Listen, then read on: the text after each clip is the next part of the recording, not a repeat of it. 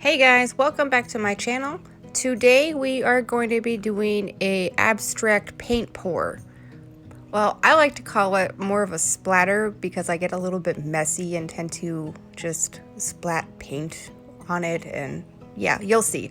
It's a lot of fun though. I really enjoy doing this. It's one of my favorite things to do. I do wish I had a better setup for this technique. Hopefully I'll get that soon. But yeah.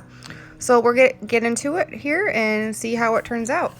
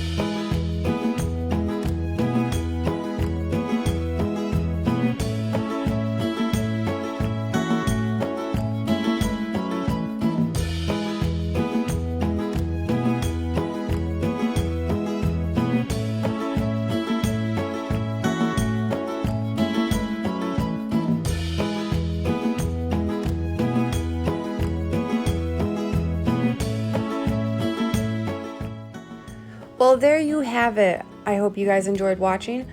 Don't forget to hit that like button and subscribe for more videos. Also, come visit me at my website at ashleysraymond.com. And we will see you guys next time.